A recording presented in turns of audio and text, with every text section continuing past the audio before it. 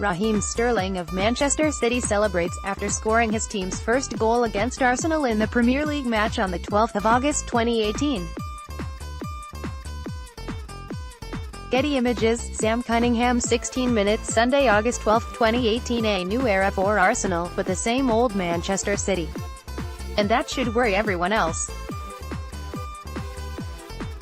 Who knows, come the end of the season, a 2-goal defeat to the incumbent Premier League champions could well be one of the better results.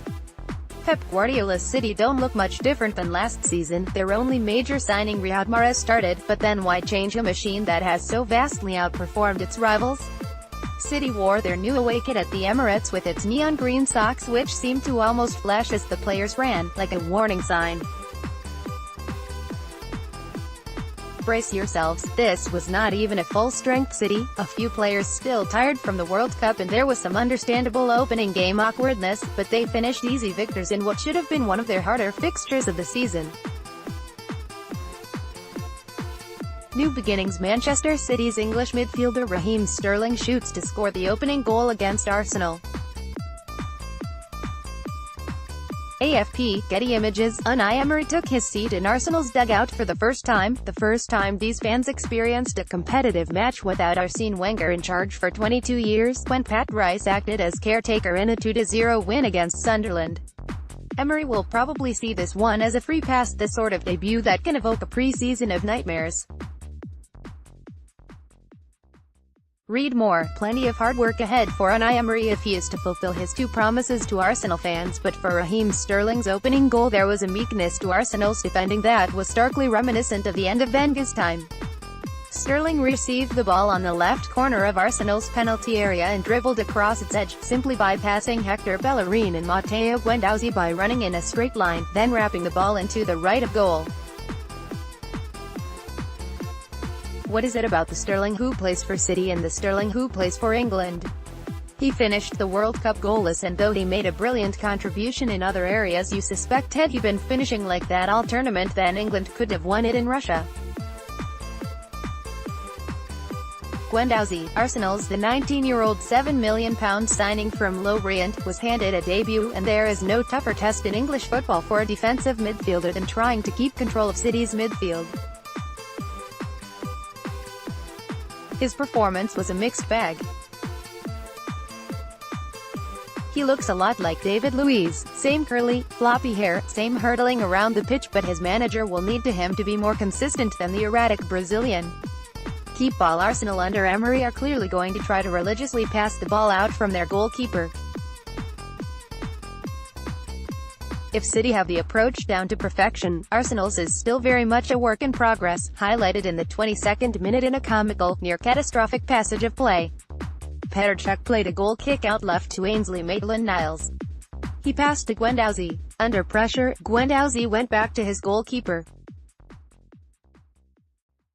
Cech must have spotted one of the supporters in the stand behind his goal in an Arsenal shirt and mistaken them for a teammate when he played the ball across his own goal, narrowly missing the far post and giving away a needless corner. Had it gone in, it would have gone down as one of the great own goals. Is it time for Cech to make way? If this is Arsenal's new approach, Emery is surely not going to be able to teach a 36-year-old how to be a modern goalkeeper. German goalkeeper Bernd Leno, signed from Bayern Leverkusen for £19.3 million, was on the bench. Read more. How new-look Arsenal could line up next season under Unai Emery. What Cech still does very well is save shots, though, and when Sergio Aguero sprinted through on goal in the second half, his diving stop denied the Argentinian. Guendouzi had been guilty of an awful miscue on the halfway line to let Aguero in.